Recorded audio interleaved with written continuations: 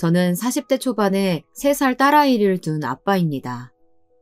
저희 아내가 사연에 빠지다 애청자인데 늘 집안일을 하면서 사연에 빠지다를 틀어놓더라고요. 저도 아내 덕분에 사연에 빠지다를 몇 번 듣게 되었는데 다양한 분들의 사연을 들으며 공감도 되고 같이 울고 웃으며 저 또한 애청자가 되었습니다. 항상 다른 분들의 이야기만 듣다가 저희 아내가 저의 굴곡진 인생 이야기를 보내보는 게 어떻겠냐고 해서 이렇게 사연을 전달해 봅니다. 제 사연이 여러분들에게 얼마나 공감이 될지는 모르겠지만 죽고 싶을 정도로 힘든 순간을 극복한 제 이야기를 듣고 어느 누군가는 힘을 내셨으면 하는 마음이 드네요. 제 이야기는 고등학교 시절로 거슬러 올라갑니다. 저는 고등학생 때 활발한 성격이었고 태권도 선수를 좀비했을 정도로 운동신경이 좋아 싸움도 잘했습니다. 그래서 제 주변에는 친구들이 항상 많았고 싸움을 잘하니 아무도 저를 건들지 않았어요. 고등학교를 별탈 없이 지내려나 했는데 고등학교 3학년 때 친구와의 다툼으로 저희 부모님께서 학교에 오시는 일이 생겼습니다. 사건의 발단에는 저희 반에 굉장히 내성적이라 말수도 적고 친구들과 잘 어울리지 못하는 호섭이라는 친구가 있었는데요. 체격도 마르고 힘도 약해서 못된 친구들이 늘 호섭이를 우습게 보고 괴롭혔죠. 그러던 어느 날 점심시간에 다 같이 모여서 점심을 먹고 있는데 못된 친구들이 한두 명씩 모이기 시작하더라고요. 그날도 호섭이는 구석진 자리에서 혼자서 밥을 먹고 있었습니다. 그리고 얼마 지나지 않아 5명쯤 패거리가 모이더니 호섭이에게 다가가서 먹고 있던 도시락을 창문에 던져버렸어요. 호섭이뿐만 아니라 주변 친구들 모두 패거리의 행동에 화들짝 놀랐습니다. 그리고 그중 한 명이 호섭이에게 다가가 얼굴에 침을 뱉으며 이야기하더라고요. 야, 너네 집 부자라며? 왜 여태 우리한테 말 안 했냐? 알았으면 지금까지 피곤하지 않았을 텐데. 이제부터 우리 부모님 대신해서 네가 우리한테 용돈 좀 줘라. 일단 지금 가진 돈 있으면 우리한테 다 줘봐. 저도 호섭이네 집이 부자라는 사실은 직감하고 있었는데요. 그도 그럴 것이 아침에 등교할 때마다 검은색 정장을 입은 운전기사님께서 비싼 차를 몰고 와 호섭이를 학교까지 태워주셨거든요. 호섭이는 그동안 학교에서 혼자 생활하면서 못된 친구들의 심부름을 대신하거나 놀림을 당했었는데요. 그날따라 패거리가 한데 모여 갑작스럽게 돈을 달라고 요구하니 당황스러웠나 봐요. 내가 왜 용돈을 줘야 되는데? 나 부잣집도 아니고 돈도 없어.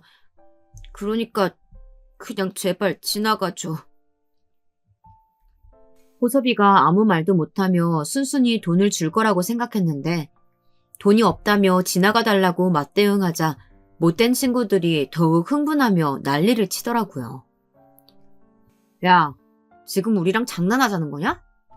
좋은 말 할 때 돈 내놔라. 아니면 애들 지켜보는 앞에서 아주 부끄럽게 만들어줄 테니까. 패거리는 물러서지 않고 호섭이에게 계속 돈을 요구했습니다. 그래도 호섭이가 묵묵부답이자 앉아있던 호섭이를 일으켜 세우고는 얼굴을 한 대 가격하더라고요. 그 순간 호섭이가 바닥으로 쓰러졌고 입술이 터져 피가 흘렀습니다. 그 모습을 모든 친구들이 지켜보고 있었는데 호섭이를 도와주기 위해 아무도 나서지 않더라고요.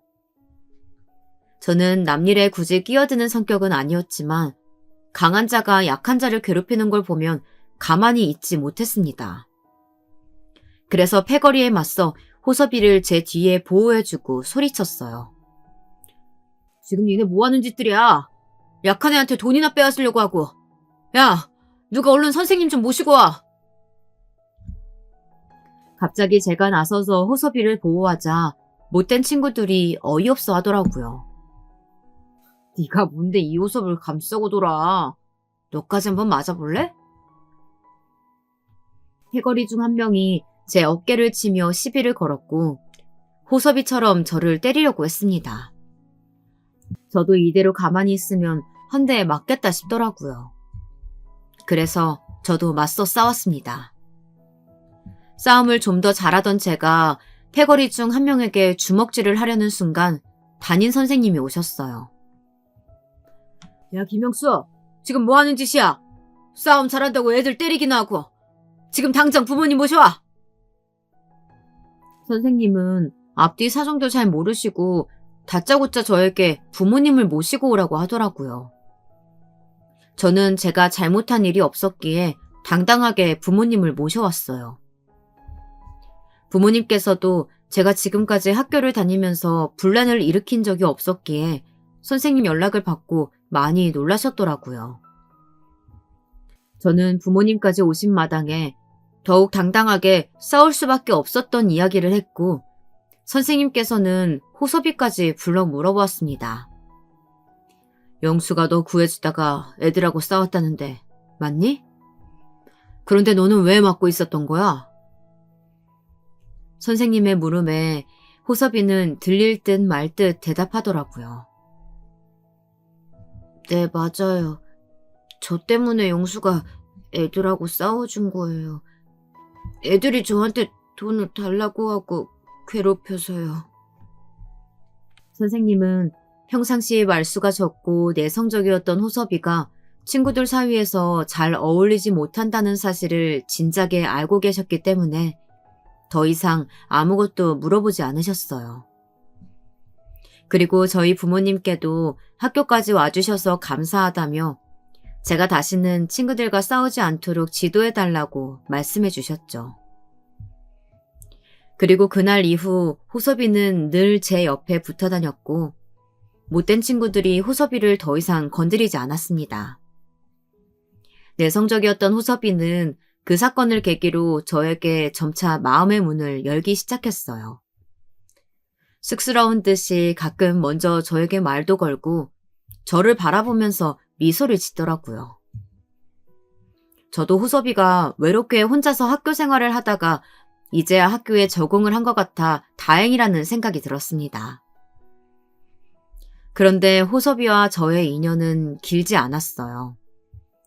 호섭이네 아버님께서 사업차 미국으로 떠나시게 되면서 가족들도 함께 이민을 가게 되었습니다. 호섭이는 한국을 떠나기 전에 저에게 미국 집 주소를 건네주었고 앞으로도 편지로 연락을 주고받자고 하더군요. 영수야, 너는 나한테 먼저 손을 내밀어준 유일한 친구야. 내가 비록 미국에 가게 되었지만 네가 살면서 언제든 힘들 때 네가 그랬던 것처럼 나도 너를 도와주고 싶어. 그러니까 앞으로 계속 우리 연락하면서 지내자. 알았지? 저는 사실 남자들끼리 낯감지럽게 편지를 주고받는 게 내키지는 않았던 것 같아요. 그래, 호섭아. 나중에 나 힘들 때 꼭 잊지 말고 도와줘야 된다. 나도 너 잊지 않고 있을게. 미국 가서 적응 잘하고 바보같이 괴롭힘 당하지 말고. 미국 가면 인종차별 심하다고 하던데 남자답게 잘 맞서야 돼. 그래서 저는 호섭이가 건네준 미국 집 주소를 잘 간직해 두었고 1년 동안 우리는 서로 연락을 잘 주고받았습니다. 그런데 중간에 저희 집이 이사를 가게 되고 제가 대학생활로 바빠지면서 자연스럽게 호섭이와 연락이 끊겼어요. 그렇게 호섭이라는 친구는 한동안 잊고 살았습니다. 언젠가 인연이 되면 다시 만나겠지 싶었어요. 그리고 저는 그 이후로 원만하게 대학교를 졸업하고 10명 남짓한 중소기업을 다녔습니다.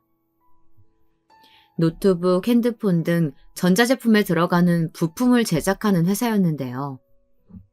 저는 생산직이었기 때문에 사무실보다는 공장에서 주로 일을 많이 했습니다. 그래서 아무래도 몸을 많이 쓸 수밖에 없었죠. 그리고 회사에 직원이 많지 않다 보니 잡다한 업무들도 제가 모두 처리해야 했어요. 작은 중소기업이라 할 일도 많고 몸은 많이 힘들었는데 20대 젊은 시절부터 10년을 넘게 다녔습니다. 저는 제가 하는 일에 있어서는 전문가로서 자부심도 느끼며 회사 생활을 열심히 했던 것 같아요. 그리고 한 회사를 오랫동안 다니다 보니 운명처럼 저희 아내를 만나게 되었습니다. 저희 아내는 대학교를 갓 졸업하고 제가 다녔던 회사에 격리로 들어왔는데요. 직원이 명면되지 않은 회사라 저는 아내와 금방 가까워졌습니다. 그렇게 회사 동료로 만나게 된 저와 아내는 좋은 감정을 쌓다가 결혼까지 하게 되었네요. 그래서 저는 아내를 만나게 해준 회사에 감사해야 하고 쥐꼬리 월급을 받더라도 오랫동안 다녔던 것 같습니다. 그리고 그렇게 회사 생활을 하다 보니 좋은 기회도 찾아오더라고요. 우리나라에서 누구나 이름을 대면 아는 가장 유명한 대기업에서 제가 다니던 회사에 불현듯 연락이 왔습니다. 새로운 핸드폰을 개발해야 하는데 핸드폰에 들어가는 부품을 저희 회사에서 공급받겠다는 거예요. 저희 회사 입장에서는 대기업과 거래를 하니 큰 매출을 낼 수 있는 좋은 기회였습니다. 그리고 저 또한 회사로부터 많은 성과급을 받을 수 있는 기회였죠. 그래서 저는 돈을 많이 벌기 위해 밤낮으로 잠을 못 이루며 회사에서 일만 했던 것 같습니다. 그 당시 저희 아내는 임신을 하는 바람에 회사를 그만둔 상태였죠. 그렇게 저는 외벌이로 곧 태어날 아기를 생각하면서 헌신적으로 회사에서 일을 했습니다. 그런데 대기업과 거래를 하다 보니 이런저런 요구사항이 많더라고요. 어느 날은 제가 한참 공장에서 부품을 생산하고 있는데 대기업 직원이 불시에 찾아와서는 점검을 하더라고요. 고품질의 핸드폰을 개발하기 위해서는 아무래도 지금 공장에 있는 설비로는 안 될 것 같아요. 좀 더 좋은 사양의 기계를 구비해야 하지 않을까요?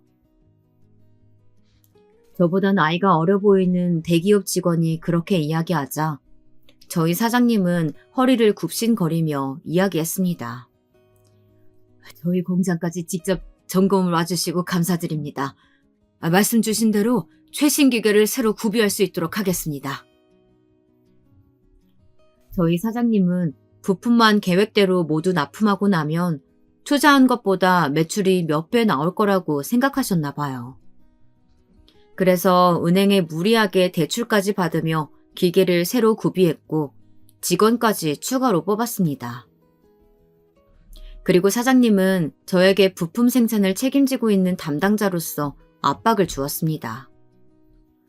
김용수 과장, 자네가 책임지고 납품일까지 부품 모두 생산될 수 있도록 하게. 부품 생산에 차질이 생기면 모두 자네 책임일 줄 알아. 저는 회사 생활을 하면서 가장 스트레스를 많이 받았던 것 같아요. 잠도 잘 이루지 못해서 신경이 예민하고 체력적으로도 너무 힘들었습니다. 그러다 보니 퇴근 후 집에 들어가면 임신한 아내에게 잘해줘야 하는데도 저도 모르게 짜증을 냈던 것 같아요. 그런데 저희 아내는 저와 함께 다녔던 회사이다 보니 저를 그 누구보다 잘 이해해 주었고 제가 짜증을 부리더라도 늘 받아주며 응원을 해주었습니다. 오빠, 지금 회사 일하면서 잠도 잘 못 자고 많이 힘들지? 오빠가 이렇게 고생한 만큼 언젠가 다 보상받는 날이 올 거야. 나랑 우리 뱃속에 있는 아가 생각하면서 조금만 더 힘내자. 저는 저희 아내 말처럼 회사에서 그렇게 고생을 하다 보면 다 보상받을 수 있을 거라고 생각했습니다. 그런데 어느 날 평상시처럼 새벽에 출근하려고 일어났는데 몸이 잘 움직여지지 않더라고요. 허리가 너무 뻐근하고 욱신거려서 그날은 회사에 양해를 구하고 아침 일찍부터 병원에 갔습니다. 병원에 갔더니 허리 디스크가 왔다며 일주일 동안은 치료를 받으며 쉬어야 한다고 하더라고요. 저는 허리 디스크 따위 아무렇지 않다고 생각하고 그날도 회사에 출근했습니다. 그리고 아내에게는 아프다는 말을 일절 하지 않았죠. 그렇게 저는 제 몸을 스스로 혹사시켜가며 회사 일에 몰두했는데 코로나가 찾아왔습니다. 이제 부품 납품까지 막바지에 다다랐는데 코로나가 터져버린 거죠. 갑작스러운 재난 상황으로 인해 모든 회사 일이 멈춰버렸습니다. 그리고 제가 허리 디스크까지 오며 하던 회사 업무가 한순간 필요 없어져 버렸죠.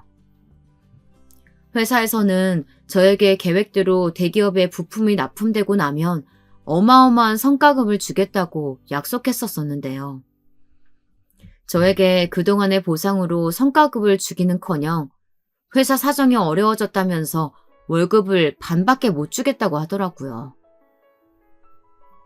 그동안 고생했는데 미안하게 됐네. 우리도 어쩔 수 없는 상황인 거 알고 있지? 코로나 상황 나아질 때까지 월급은 반밖에 못 줄 것 같아. 이해해주게. 저는 정말이지 망연자실했습니다. 이제 곧 아기는 태어나는데 쥐꼬리 같은 월급은 반으로 줄어들었고 허리 디스크로 제 몸은 다 망가져 버렸으니까요. 이런 회사 사정을 아내에게는 도저히 이야기할 수 없었고 혼자서 고민만 깊어져 갔습니다. 이대로 손 놓고 있으면 안 돼. 이제 곧 아기가 태어나면 돈도 더 많이 들 텐데 회사 퇴근하고 나면 밤에 대리운전이라도 뛰어야겠다. 저는 아기가 태어날 때까지 낮에는 회사를 다니고 밤에는 대리운전을 뛰었습니다. 저희 아내는 여전히 제가 밤낮으로 대기업 부품 생산 때문에 회사에서 일을 하고 있다고 생각했어요. 그리고 아침마다 제가 나갈 때면 정성스럽게 도시락을 싸주었습니다. 어느 날은 제가 많이 힘들어 보였는지 도시락에 편지도 함께 넣어두었더라고요. 오빠, 이제 곧 태어날 우리 아기 때문에 오빠가 밤낮으로 고생하는 모습 보니까 너무 마음이 아프다. 그래도 나랑 우리 아기 생각하면서 힘내줘서 고마워. 사랑해. 아내의 편지를 보니 없던 힘도 나는 것 같았습니다. 그래, 그동안 버텼던 것처럼 이번에도 잘 버텨보자. 내 몸 망가지는 건 상관없어. 우리 식구 책임져야지. 할 수 있어. 저는 코로나가 종결되면 다시 원상태로 돌아가 회사에서 성과급을 받을 수 있을 거라는 기대감을 가지고 열심히 회사에 다녔습니다. 그러던 중 코로나가 종결되기도 전에 사랑스러운 저희 딸아이가 태어났고 딸의 존재감만으로도 너무 행복했습니다. 그런데 딸이 태어난 기쁨도 잠시 저는 제 몸 상태가 다시 이상하다는 걸 느끼게 되었습니다. 잠을 자고 일어났더니 심장이 갑자기 요동을 치며 빠르게 뛰는 것 같더라고요.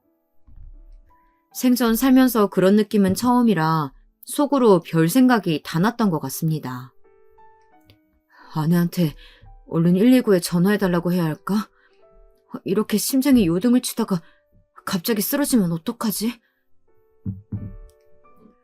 그런데 다행히 시간이 좀 지나니 심장 박동이 정상으로 돌아오는 것 같았습니다. 그리고 이번에도 아내에게 아무 말도 하지 않고 혼자서 병원에 갔어요. 선생님은 저에게 이런저런 검사를 권하시더니 갑자기 심각한 표정으로 말씀하시더라고요. 아무래도 갑상선 항진증인 것 같네요. 보통 스트레스를 많이 받는다거나 외상이 있으면 걸리는 병인데요. 최근에 스트레스 많이 받으신 적 있으신가요? 지금처럼 치료하지 않고 가만히 두시면 급성 발작을 일으켜서 사망에 이를 수도 있어요. 의사 선생님의 말씀에 저는 살다 내가 별별 병에 다 걸리는구나 싶었습니다. 곰곰이 생각해보면 제가 병에 걸리지 않는 게 더 이상한 일이더라고요. 코로나가 시작하기 이전부터 밤낮으로 회사에서 일만 하고 코로나 이후부터는 대리운전까지 뛰면서 제 몸을 혹사시켰으니까요. 그동안 그저 열심히 일하느라 피곤하고 몸이 힘들어서 신경이 예민해졌나 싶었는데요. 갑상선 항진증이라는 병에 걸려서 그랬던 거였더라고요. 그리고 저는 이 모든 사실을 아내에게 철저히 숨겼습니다. 안 그래도 갓 태어난 아기를 돌보느라 정신없을 아내에게 제가 아프다는 사실을 알릴 수가 없었어요. 그렇게 저는 코로나가 끝나기를 기다리며 힘들게 외벌이 생활을 이어가고 있었습니다. 그런데 코로나가 끝날 기미가 전혀 보이지 않았고 회사 사정이 더욱 나빠졌습니다. 사실 제가 다녔던 중소기업은 가족 경영 회사였는데요. 사장님과 부사장님, 그리고 사장님의 아들이 운영하는 회사였어요. 코로나 이후 회사 사정이 급격하게 안 좋아지기 시작하자 저를 제외한 모든 직원들을 자르더라고요. 저는 워낙 회사 생활을 오래 하기도 했고 누군가는 회사에 남아서 업무 처리를 해야 했기 때문에 저만 자르지 않고 남겨두었던 것 같습니다.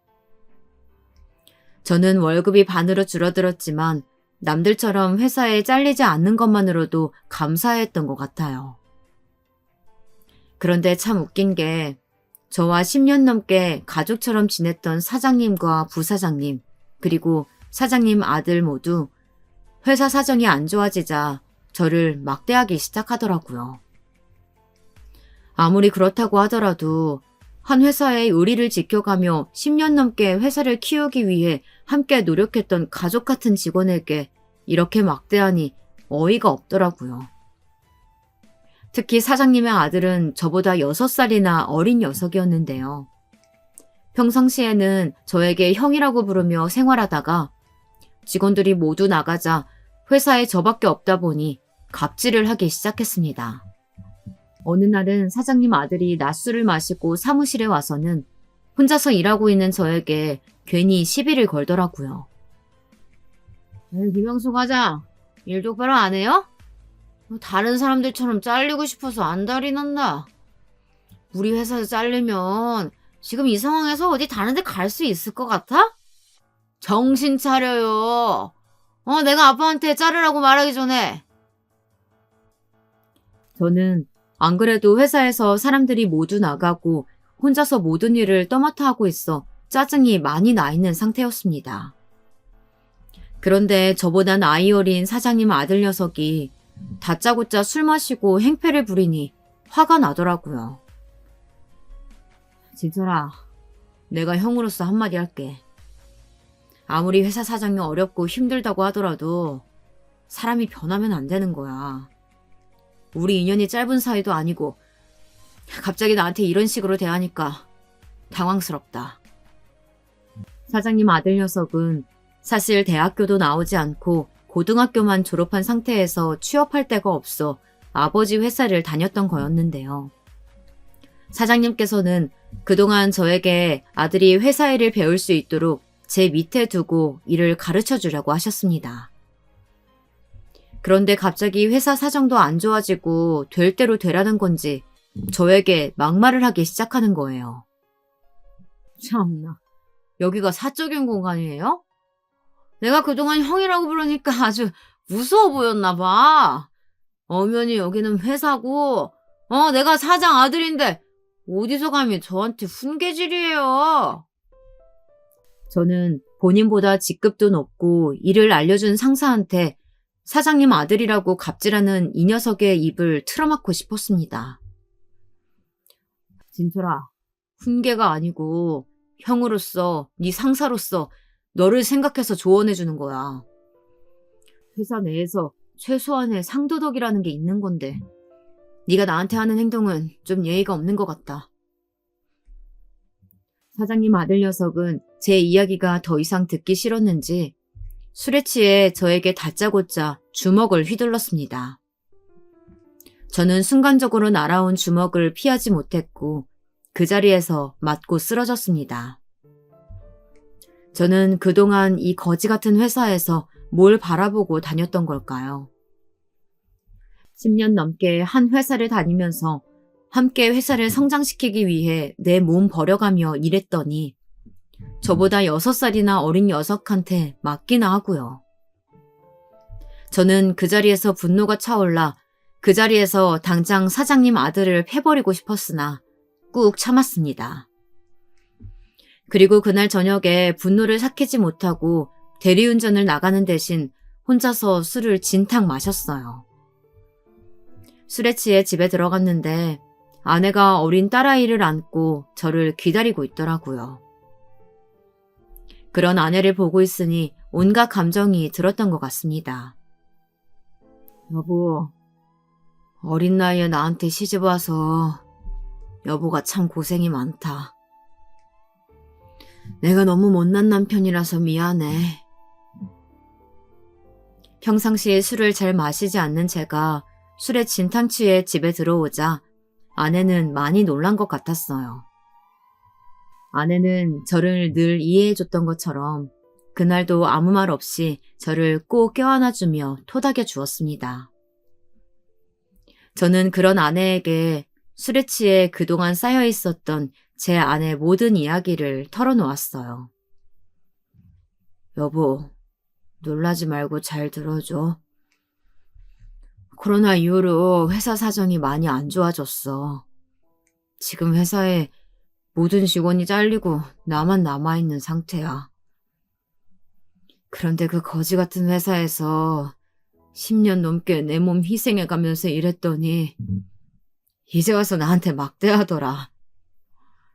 그리고 지금은 월급도 제대로 못 받아서 대리운전 뛰고 있어. 몸이 너무 아파서 병원에 갔더니 허리 디스크에 갑상선 항진증이래. 나 솔직히 회사에서 버티기가 너무 힘들다. 여보. 저는 아내에게 술에 취해 그 전날 사장님 아들 녀석에게 맞았다는 이야기까지 모두 싹 다 이야기했던 것 같습니다. 그리고 아내는 저에게 당장 회사를 그만두라고 했어요. 그런데 저는 어린 딸아이를 생각하면 자존심이 상하더라도 회사를 그만둘 수는 없었습니다. 사장님 아들 녀석을 회사에서 봐야 한다는 게 불편했지만 생계가 달린 일이니 제 자존심 따위는 문제될 게 없었거든요. 그런데 며칠 뒤 큰 일이 터졌습니다. 제가 회사 일을 간신히 끝마치고 대리운전을 뛰러 가는 도중에 쓰러져서 응급실에 입원을 한 거예요. 아내가 병원 연락을 받자마자 딸아이를 안고 응급실에 왔는데요. 저는 오랫동안 병원 침대에 누워 깨어나지 못했습니다. 의사 선생님 말씀에 따르면 제가 과로와 영양실조로 인해 쓰러졌다는데 그동안 잠을 충분히 이루지 못해 깨어나지 못했다고 하더라고요. 다른 큰 병으로 인해 쓰러진 게 아니라 다행이라는 생각이 들었는데요. 제가 쓰러지자 아내의 심정은 말이 아니었나 봅니다. 집에 들어오자마자 아내는 저에게 화를 내며 이야기했어요. 내가 지난번에 오빠한테 얘기했지. 돈이 뭐가 중요하냐고. 이대로 죽을 셈이야? 나랑 우리 딸 남겨두고 오빠 혼자 죽을 셈이냐고. 오빠 당장 회사 그만둬. 오빠 건강 회복될 때까지 우리 세 식구 그동안 모아둔 돈으로 생활하면서 행복하게 지내자. 고집 부리지 말고 내 말 좀 제발 들어. 저는 아내의 이야기를 들으며 더 이상 고집을 부릴 수 없었습니다. 사실 저 또한 스스로도 많이 지쳐 있었고 쓰러져서 응급실까지 다녀오고 나니 정신이 차려지더라고요. 그 다음 날 저는 10년 넘게 다녔던 회사를 그만뒀습니다. 처음에 회사를 그만두고 집에서 가족들과 시간을 지내다 보니 너무 행복하더라고요. 그런데 그렇게 2달 정도를 아무것도 하지 않으니 점차 생활 미천이 드러났고 더 이상은 가장으로서 집에서 쉬면 안 되겠다는 생각이 들더라고요. 그래서 다시 회사에 취업을 하려고 했는데 저를 받아줄 만한 곳은 없어 보였습니다. 여전히 코로나로 인해 제가 갈 만한 회사들은 경영 사정이 좋지 않았고 인원을 뽑기보다는 감축하느라 바빴거든요. 당장에 오토바이 배달이라도 시작해야 할까 고민하던 찰나에 회사 생활을 하면서 알게 되었던 형님에게서 연락이 왔어요. 영수야, 잘 지내? 너 회사 그만뒀다는 이야기 우연히 듣게 됐는데 요즘 뭐하고 지내니? 나도 회사 사정이 갑자기 어려워져서 그만두고 카페 사업 시작한 지 얼마 안 됐어. 그런데 생각보다 돈벌이가 괜찮아서 너도 할 생각 있으면 한번 해보라고 연락해봤지. 아는 형님께 갑작스럽게 연락이 와서는 저에게 카페 사업을 해보는 게 어떻겠냐고 하니까 당황스럽더라고요. 그리고 주변에 널린 게 카페인데 얼마나 잘 될까 싶었습니다. 그런데 호기심에 형님이 운영하시는 카페에 아내와 함께 딸아이를 데리고 놀러 가봤는데 사람들이 생각보다 꽤 많더라고요. 그리고 그 모습을 보니 회사에서 월급을 받는 것보다는 제가 직접 사장이 되어 가게를 운영하는 것이 더 괜찮겠다는 생각이 들더군요. 카페도 유동인구가 많고 목 좋은 곳을 구하게 되면 주변에 아무리 많더라도 운영하기에 나쁘지 않아 보였어요. 혹시 다시 회사에 취업하기 힘들면 나한테 연락 줘. 내가 카페 사업 시작할 수 있게 옆에서 도와줄게. 사람이 사람답게 살려면 돈을 벌어야지. 내가 내 사업 해보니까 회사 다닐 때보다 마음도 편하고 돈도 여유있게 벌어서 좋다. 형님이 그렇게까지 이야기하니 저도 카페 창업이나 한번 해볼까 하는 마음이 생겨났습니다. 그리고 아내도 형님이 운영하는 카페를 함께 다녀오고 나서 말하더라고요. 오빠, 내가 직접 가서 보니까 카페 창업도 나쁘지 않은 것 같더라.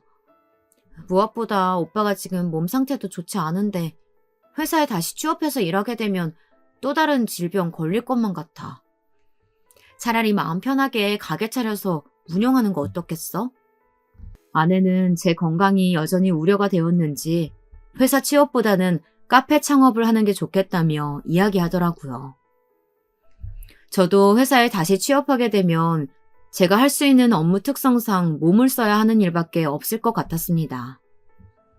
지금도 허리 디스크와 갑상선 항진증으로 고생하고 있는데 다른 병을 얻게 될까봐 두렵기도 했고요.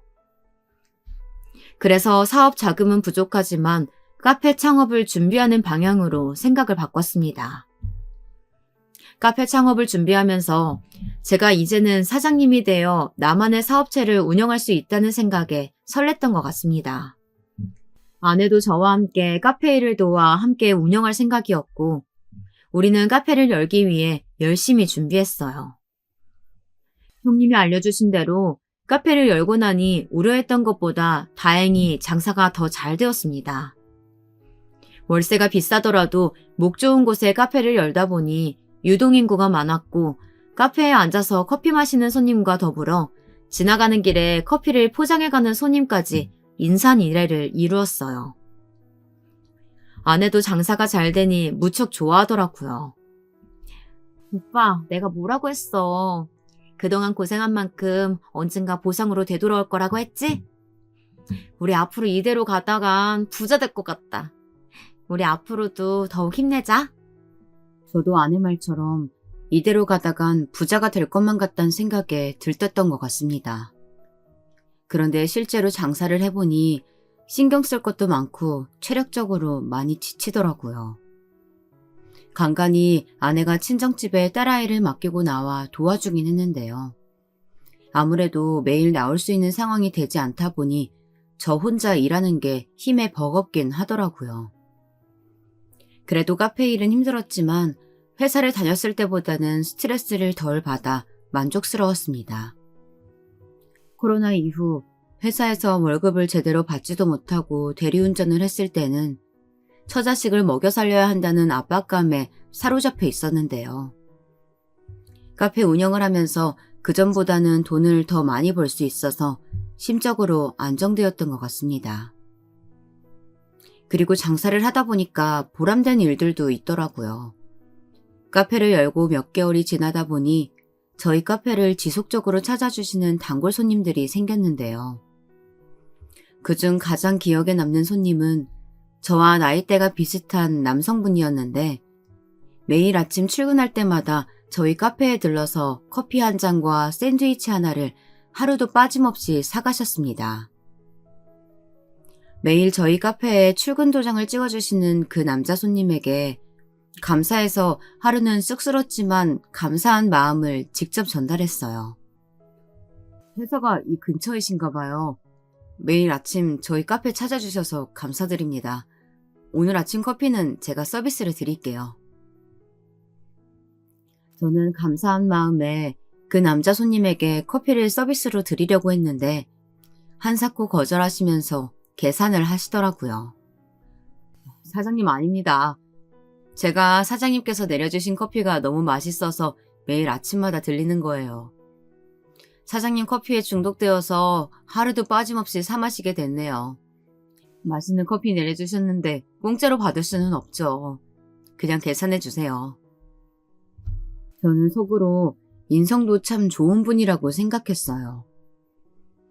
그리고 그날 저녁 카페 문을 닫으려고 하는데 그 남자 손님께서 퇴근길에 다시 저희 카페를 들리셨더라고요. 사장님, 퇴근길에 아직 문이 열려 있어서 들렸어요. 커피 한 잔 뽑아주실 수 있을까요?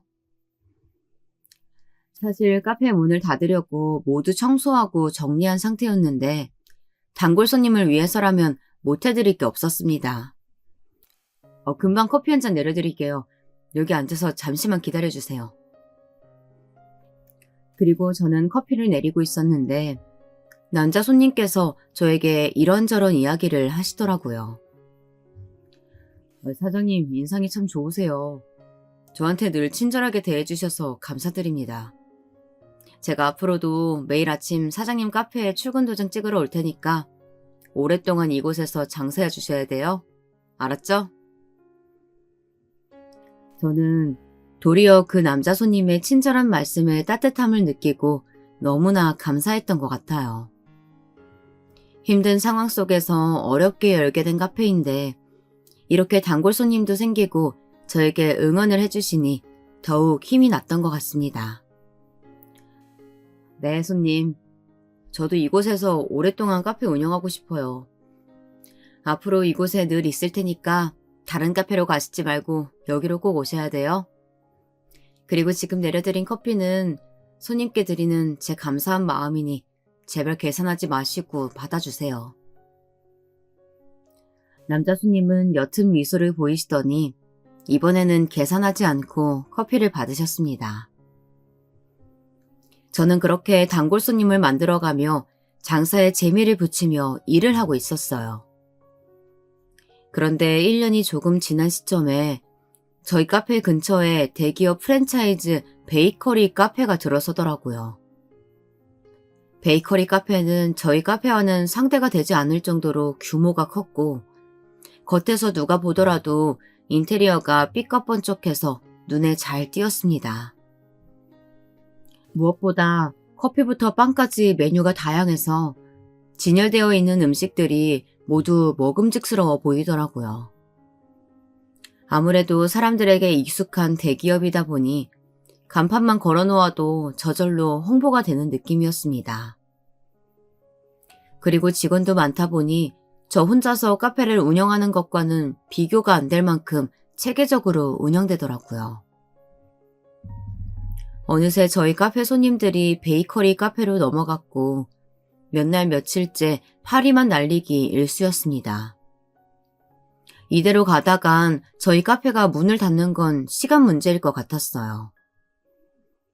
사업 자금을 마련하기 위해 주택담보대출까지 받은 상태라 가게 월세뿐만 아니라 다달이 은행 이자가 나갔고 벌어들이는 돈보다 지출이 더 커져만 가는 느낌이 들었습니다.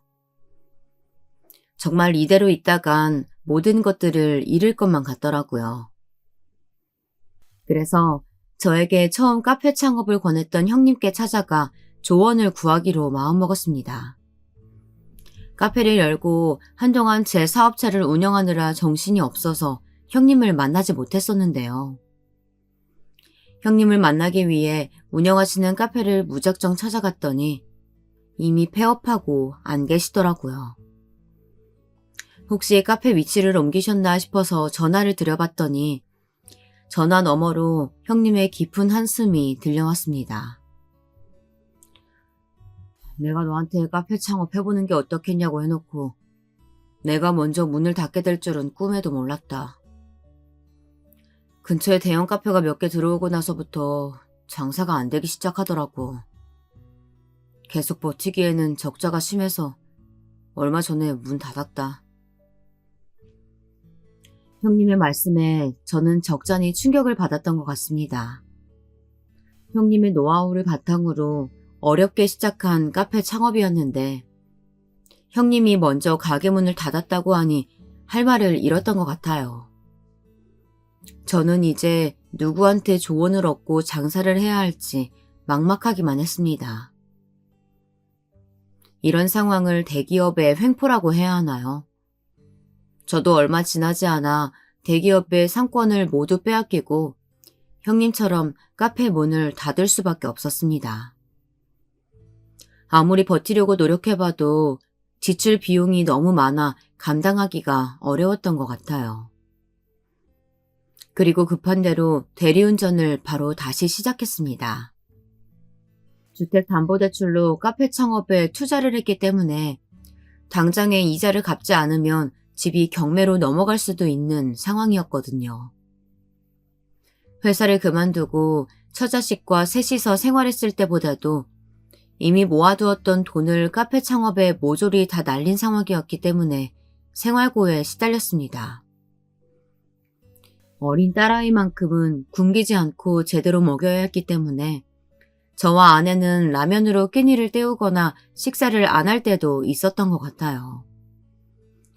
아내도 저와 결혼하고 그동안 힘든 일들을 몇 번 겪긴 했지만 식사를 못할 정도로 심한 생활고가 온 적은 없었기에 많이 힘든 눈치였습니다. 저는 대리운전만으로는 생활비와 대출을 감당할 수 없어 오토바이 배달을 시작하기로 결심을 했어요. 배달을 위해서는 오토바이도 구매해야 하고 혹시나 모를 사고 때문에 보험을 들어야 해서 돈이 꽤 들더라고요. 그래도 내 몸 하나 희생해서 하루 종일 오토바이 배달을 하게 되면 지금의 이 위기를 모면할 수 있겠다 싶어 대출을 추가로 더 받아 오토바이를 구매했습니다. 그렇게 밤낮으로 배달을 하며 생활을 했는데 쉬지 않고 배달을 하다 보니 짧은 시간 안에 돈을 빨리 벌 수는 있더라고요.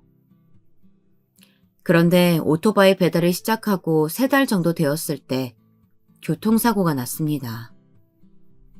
배달 업무를 시작하고 최대한 안전운전을 하기 위해 노력했는데 저를 발견하지 못하고 음주운전 차량이 제 오토바이에 부딪힌 거예요.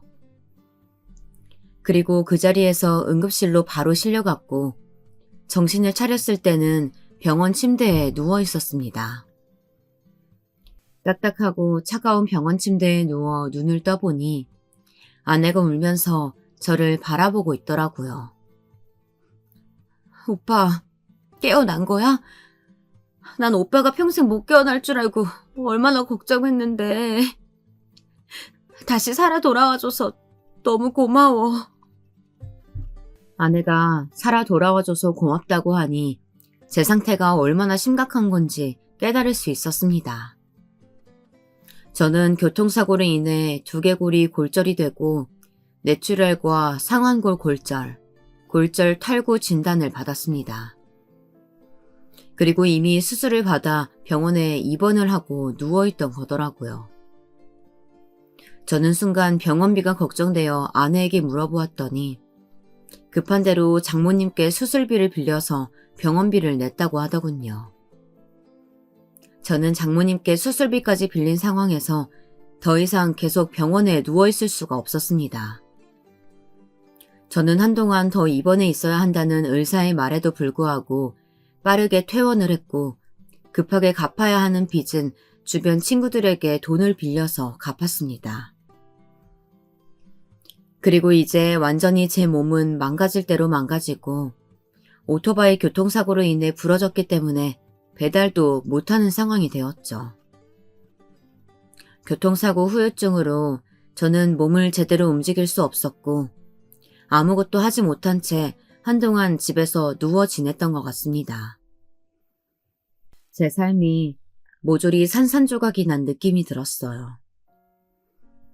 아내는 저를 대신해 뭐라도 해보겠다며 장모님께 아이를 맡기고 식당 일을 나갔지만 아내가 벌어오는 돈으로는 대출을 감당할 수가 없었습니다. 그렇게 저희 집은 대출을 갚지 못하는 상황이 되자 경매로 넘어가게 되었어요. 당장에 살 곳이 없어져 밖으로 내몰린 상황이 된 거죠. 제 몸 하나야 어떻게 되든 상관없었지만 아내와 어린 딸아이를 밖에서 재울 수는 없는 노릇이었어요. 그래서 저는 아내에게 딸아이와 함께 장모님 집에서 잠깐만 얹혀 살라고 이야기하며 제가 다시 돈을 버는 대로 돌아오겠다고 했습니다. 아내는 저에게 같이 친정집에 함께 들어가자고 했지만 도저히 사위로서 당당하지 못해서 장모님 얼굴을 뵐 자신이 없더라고요. 여보, 나는 아는 형님 집에 머물면서 몸 좀 회복하고 다시 돈을 벌어올게. 장모님 집에서 얹혀 살게 해서 미안해. 지금은 이게 최선인 것 같다. 아내는 저를 혼자 남겨두고 장모님 댁에 들어갈 수 없다며 딸아이를 안고 밖에서 계속 버텼어요. 밤은 이미 늦었고 저는 딸아이를 그대로 밖에 둘 수는 없어 급한 대로 인적이 드문 공원 화장실에 들어가자고 했습니다. 저는 주머니에 10,000원짜리 지폐 한 장조차 없었고 찜질방에 갈 수 있는 상황도 되지 않았죠. 아내는 딸아이를 안고 잠시 공원 화장실에 들어와 변기 위에 앉아 있었는데 많이 고단했던지 벽에 기대어 딸과 함께 금세 잠에 들었더라고요. 아내와 딸의 모습을 바라보고 있는데 가장으로서 처자식을 공원 화장실에서 잠들게 하다니 제 자신이 너무나 한심하고 부끄러워서 그 자리에서 죽어버리고만 싶었습니다. 저는 아내와 딸아이를 그렇게 바라보다가 화장실에 남겨둔 채 혼자서 밖으로 나와버렸어요. 그리고 한참을 걸어서 한강으로 향했습니다. 저는 이제 더 이상 제정신으로 살아갈 자신이 없었고 마지막으로 돈을 벌 수 있는 방법은 제 몸뚱아리밖에 없다는 생각이 들었어요. 이제 제 몸은 망가질 대로 망가져서 밖에 나가서 일을 하기 어려운 상태였거든요. 당장에 돈이 생기지 않는 이상 저와 아내가 떠안은 대출빚을 갚을 방법이 하나도 없었습니다. 공원 화장실에 기대어 잠든 처자식을 보니 그렇게 살게 놔둘 수가 없어 제 몸 하나 희생해서 남아있는 가족에게는 사람답게 살 수 있도록 만들어주자는 생각밖에 들지 않았습니다. 그리고 단 한 번도 상상해보지 못했지만 세상과 작별하기 위해서 한강 다리 위에 올라갔습니다. 막상 한강 다리 위에 올라서니 마음이 편해지더라고요. 그동안 제 스스로가 많이 지쳤었는지 이제 모든 것을 놓아버리고 떠나가려고 하니 홀가분한 느낌마저 들었던 것 같습니다. 그런데 그 순간 제 주머니에 있던 핸드폰이 울렸습니다. 저는 공원 화장실에 잠들어 있던 아내가 깨어나서 저에게 연락을 한 줄 알았어요. 그리고 아내의 연락을 받지 않으려고 하다가 이렇게 아내에게 아무런 말도 하지 않고 허무하게 생을 마감하게 되면 후회가 될 것 같더라고요. 그래서 거창한 유언까지는 아니더라도 아내에게 마지막 메시지를 남겨두고자 생각해 한강 다리에서 다시 내려왔습니다. 그리고 올라갔던 한강 다리에서 다시 힘겹게 내려와 핸드폰을 열어본 순간 제 눈을 의심했습니다. 저에게 문자 연락이 온 건 아내가 아니고 처음 보는 모르는 사람의 전화번호더라고요. 그리고 저에게 그 사람이 보낸 문자에는 이 돈은 우리 우정의 대가야 라고 적혀 있었고 제 통장에 5억이 꽂혀 있었습니다. 저는 제 통장에 갑작스럽게 5억이라는 큰 돈이 들어온 것을 믿을 수가 없었어요. 그리고 저에게 문자를 보낸 그 사람에게 바로 전화를 걸었습니다. 그리고 전화를 걸고 한참 후에 상대방이 전화를 받더라고요. 여보세요? 저기 저한테 5억을 보내신 분이 맞나요? 혹시 잘못 보내신 거 아닌가요? 저한테 왜 5억을... 저는 5억이라는 금액이 너무나 큰 액수라 말이 덜덜 떨렸습니다. 사장님, 저예요. 사장님 커피 좋아해서 매일 아침마다 카페에 들렸던 손님이요. 저는 그 순간 꿈을 꾸는 것만 같았어요. 저희 카페에 들려서 매일 아침마다 커피 사가셨던 그 남자 손님 말씀하시는 건가요? 아니, 그런데 어떻게 저한테... 저는 그 손님에게서 연락이 와 너무 반갑기도 했지만 한편으로는 너무 당황스럽고 얼떨떨했던 것 같습니다. 영수야, 나 기억 안 나? 우리 같은 고등학교 나왔잖아. 나 호섭이야. 이호섭. 저는 호섭이라는 말에 깜짝 놀랐습니다. 내 기억 속의 호섭이는 고등학교 때 미국에 이민을 갔던 친구였는데 제가 운영했던 카페의 단골 손님이라니 믿기지가 않더라고요. 제가 알던 호섭이는 외관상 체격도 마르고 말수가 적었던 것 같은데 단골 손님은 저보다 덩치도 크고 성격도 그닥 내성적이지 않았습니다. 그래서 저는 그동안 그 남자 손님이 고등학교 때 친구인 호섭이라는 생각을 전혀 못했던 것 같아요. 호섭이가 제가 운영하던 카페의 단골 손님이었다니 참 세상이 좁더라고요. 네가 그 호섭이라고? 그런데 왜 여태까지 나한테 네가 호섭이라고 말 안 했던 거야? 저는 카페를 매번 찾아와준 단골 손님이 호섭이라는 걸 미리 알았더라면 더 잘해줬을 텐데 아쉬운 마음도 들고 한편으로는 호섭이를 다시 만나게 되어 너무 반갑더라고요. 영수야, 너는 나한테 옛날이나 지금이나 늘 변함없이 친절하게 대해줬어.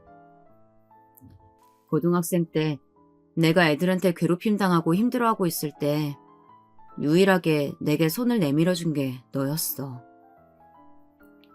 사실 고등학교 때 네가 나를 지켜주지 않았더라면 그 당시 나는 세상과 작별했을지도 몰라. 저는 고등학생 때 호섭이가 애들에게 괴롭힘을 심하게 당해 스스로 목숨을 끊어야겠다는 생각을 할 정도로 많이 힘들었는지 전혀 몰랐습니다. 네 덕분에 나는 그 당시에도 지금도 이렇게 살고 있는 거야. 내가 말했었지. 네가 힘들 때 내가 도와주겠다고 말이야. 저는 호섭이가 하는 말들을 여전히 한강 다리에 서서 계속 듣고 있었고 지난 과거들이 순식간에 떠올랐습니다. 맞아. 네가 언젠가 내가 힘들 때 잊지 않고 도와준다고 했었지. 그래서 나한테 5억이라는 큰돈을 보내준 거야?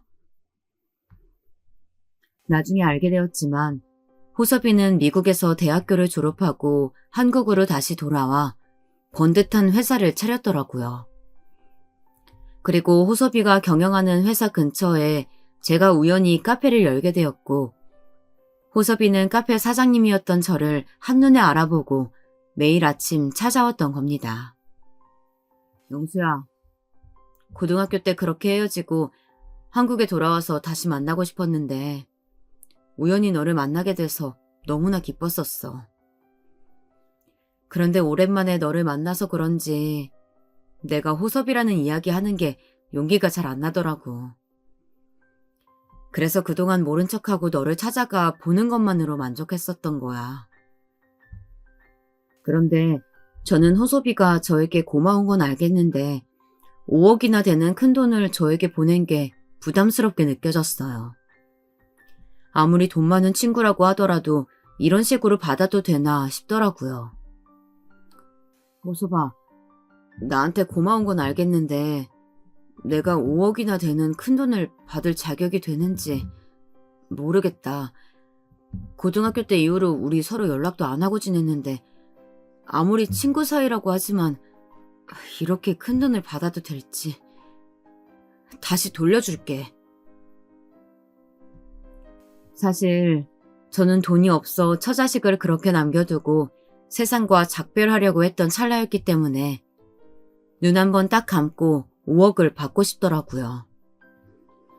제가 겉으로 말했던 것과는 다르게 속으로는 5억이라는 큰 돈이 너무나 욕심이 났던 것 같습니다. 그런데 호섭이는 그 돈은 나중에 갚지 않아도 된다며 5억을 다시 돌려주지 않아도 된다고 했어요. 그 돈은 우리 우정의 대가야. 지금 네가 운영하던 카페 문 닫고 힘든 상황인 거 알고 있어.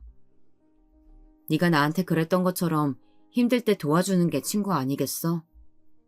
나도 너한테 친구로서 해줄 수 있는 게 있어서 정말 다행인 것 같다. 부담 갖지 말고 그 돈 받아줘.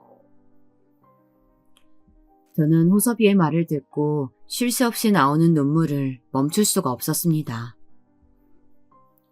고마워. 정말 고마워, 호섭아. 이 은혜 절대 잊지 않을게. 저는 호섭이와 전화를 끊자마자 공원 화장실로 달려갔어요. 그리고 아직 잠들어 있는 아내와 어린 딸을 보며 달려가 안아주었습니다. 아내는 잠에서 깨어나 울고 있는 저의 모습을 보더니 깜짝 놀라더라고요. 여보, 우리 이제 다 해결됐어. 우리 이제 떨어져서 지내지 않아도 돼. 우리 빚도 모두 갚고 다시 시작할 수 있어. 제가 모든 것들이 해결되었다고 하자 아내는 어리둥절하게 저를 쳐다보더라고요. 저는 세상과 작별하려는 순간 정말 극적으로 다시 살아날 기회를 얻었고 모든 것들이 감사하게 느껴졌습니다. 저는 아내에게 긴 말은 나중에 다시 하기로 하고 당장 아내와 딸아이를 냄새나는 공원 화장실에서 데리고 나왔습니다. 그리고 호섭이가 저에게 준 5억을 가지고 하나씩 해결해 나가기 시작했죠. 카페 창업과 오토바이 배달 사업을 한다고 은행에서 빌렸던 대출과 친구들에게 빌렸던 돈을 모두 갚고 나니 절반 정도가 남더라고요. 그리고 원래 살았던 집은 경매로 다른 사람에게 넘어가기 직전이었는데 은행 대출을 모두 갚고 나니 그대로 다시 살 수 있게 되었습니다. 어제까지만 하더라도 갈 곳이 없어 공원 화장실에서 머물렀는데 이렇게 다시 집에 돌아올 수 있게 되어 얼마나 기뻤는지 몰라요. 그리고 아내에게 어제 있었던 일들을 모두 얘기해줬더니 기겁하면서 놀라더라고요. 오빠, 아무리 그래도 어떻게 세상과 작별할 생각을 한 거야. 내가 옆에 없으면 혼자서 혹시나 나쁜 생각하게 될까봐 내가 친정에 한사코 들어가지 않겠다고 하고 우리 아린이랑 같이 있겠다고 한 건데. 아내의 말을 듣고 나니 너무 미안한 마음이 들더라고요. 지금 생각해보면 제가 잠시 아내와 아이를 두고 홀로 세상을 떠나려고 했던 사실이 가장으로서 책임감이 없었던 것 같네요. 그래도 지금은 이렇게 살아나서 처자식과 함께 있다는 것만으로도 너무나 행복합니다. 아내는 제가 5억이라는 큰 돈을 고등학교 친구로부터 받았다는 이야기와 그 사람이 예전에 우리가 운영하던 카페에서 늘 아침마다 찾아오던 단골 손님이었다고 이야기를 하니 깜짝 놀라더라고요. 그러고는 저에게 그 사람의 이름이 이호섭이 맞는지 물어보았습니다. 저는 아내가 제 친구 이름을 알고 있다는 게 도리어 놀라웠어요. 그리고 아내는 제 손을 잡으며 이야기했습니다. 오빠, 사실은 오빠가 오토바이 사고로 병원에 누워있을 때 당장 수술에 들어가야 한다고 하더라고. 그래서 지체 없이 수술을 했고 오빠가 몇 날 며칠 깨어나지 못하고 사경을 헤매고 있을 때 병원비 내야 하는 상황인데 돈이 없어서 내가 사채를 빌려야 할지 알아보고 있었어. 아내는 분명 병원비를 장모님께 빌려서 냈다고 했는데 무슨 말을 하는지 이해가 가지 않았습니다. 생각해보면 장모님께서도 혼자 사시면서 아직까지 식당 일을 나가실 정도로 생활이 넉넉하지 않으셨을 텐데 한두 푼도 아닌 비싼 병원비를 어떻게 빌려주셨는지 의아하긴 했습니다. 병원에서 정신없이 돈 빌릴 곳이 없는지 여기저기 알아보고 있는데 갑자기 전화 한 통이 오더라고. 여보, 고등학교 친구라면서 병원비 빌려줄 테니까 계좌번호 알려달라고 했어. 나는 여보랑 친한 고등학교 친구라는 이야기에 선뜻 병원비를 내주시겠다고 하니까 너무 고맙다고 하면서 받았지. 아내의 이야기에 저는 어안이 벙벙했습니다.